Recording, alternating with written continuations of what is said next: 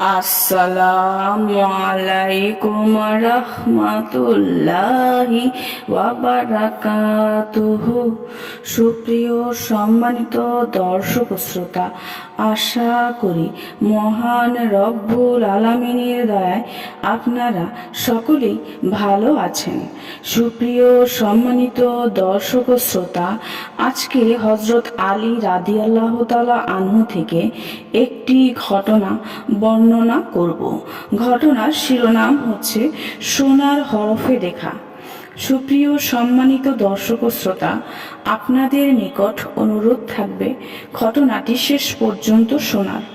একবার আমিরুল মুমিনিন হযরত আলী রাদিয়াল্লাহু তাআলা আনহুর কুমাইর ইবনে জিয়াদের হাত ধরে তাকে কবরস্থানে নিয়ে গেলেন। এরপর সেখানে একটি গাছের নিচে বসে বললেন, হে কুমাইল, এই অন্তর হলো পাত্রের মতো, সুতরাং ওই অন্তর সবচেয়ে উত্তম যা বেশি সংরক্ষণ করতে পারে। মনে রেখো, মানুষ সাধারণত তিন ধরনের হয়ে থাকে: এক, মুত্তাকি আলেম; দুই, অনুসরণকারী অর্থাৎ সে কোনো বিজ্ঞ আলেমের পরামর্শে চলে; তিন, নিম্ন শ্রেণীর মানুষ, যে আওয়াজ দেয় তার আওয়াজেই সে চলতে থাকে, যেদিক থেকে বাতাস আসে সেদিকেই মুখ ফেরায়। সে জ্ঞানের আলো দ্বারা উপকৃত হতে পারে না এবং কোনো বিজ্ঞ ব্যক্তির অনুসারীও হতে পারে না। আরও মনে রেখো, জ্ঞান সম্পদ থেকে উত্তম। জ্ঞান তোমার হিফাজতকারী, সম্পদ তোমাকে হিফাজত করতে হবে।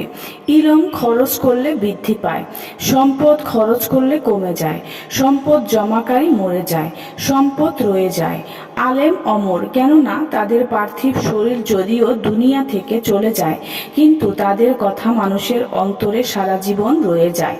সুপ্রিয় সম্মানিত দর্শক ও শ্রোতা, আজকের ঘটনাটি এই পর্যন্তই।